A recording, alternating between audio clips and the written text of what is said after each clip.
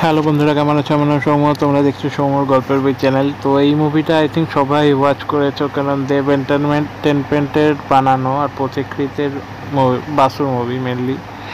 Movie story আছে, আপনার স্টোরিটা কমসে কম ভালো লাগবেই। কাছের মানুষ সিনেমাটা আই থিঙ্ক সবাই দেখে ফেলেছে। এর মধ্যে আমি অনেক এক বছর 2 বছর লেট রিভিউ করছি, তাও আমি মুভিটা আবার ওয়াচ করলাম, তো ভালো লাগলো। ভাবলাম হয়তো যদি কেউ না দেখে থাকো, কমসে কম একটু সাজেস্ট করে দেওয়াই যাক। মুভিটা ভালো লাগবে আপনার। যে কোনো প্রসেনজিৎ ইন্স্যুরেন্স এজেন্ট, দেব মায়াঠার সেবা করছে, প্রবলেম বহুত আছে। তারপরে ঈশার অ্যাক্টিংও প্রচণ্ড ভালো, প্রসেনজিতের বোন, তো তারও প্রবলেম আছে।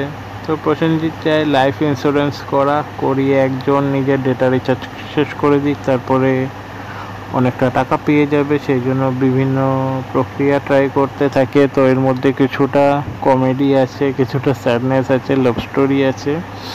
মুভিটা দেখতে তোমাদের ভালো লাগবে। আই থিঙ্ক স্টোরিটা একটু অন্যরকম, নতুনভাবে বানাতে চেষ্টা করেছে। আর লাস্টে আমাদের রঞ্জিত মল্লিক লেজেন্ড, ওনার একটা ক্যামিও আছে। মুভিটা সিরিয়াসলি ভালো, দেখতে থাকো। আর মুভির সংগুলো প্রচণ্ড ভালো।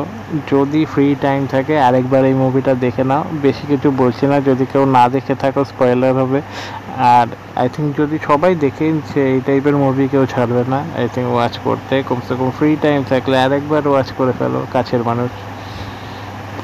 এটার অফিসিয়াল ট্রেলারে 2 মিলিয়ন ভিউজ ছিল। তো অরিজিনাল মানুষ যখন মুভি থিয়েটারে রিলিজ করেছিল কত পরিমাণে দেখেছে সেটা আমার ধারণা আছে। আই থিঙ্ক বাজেটও প্রচণ্ড, টাকা প্রচণ্ড পরিমাণে বক্স অফিস কালেকশন ছিল এটার। তো এখনের মতন বাই বাই। নেক্সট ভিডিওতে আবার দেখা হচ্ছে। হিন্দিতে ডাবিং চাই কি বাংলাতে জানিয়ে দিও। Bye bye.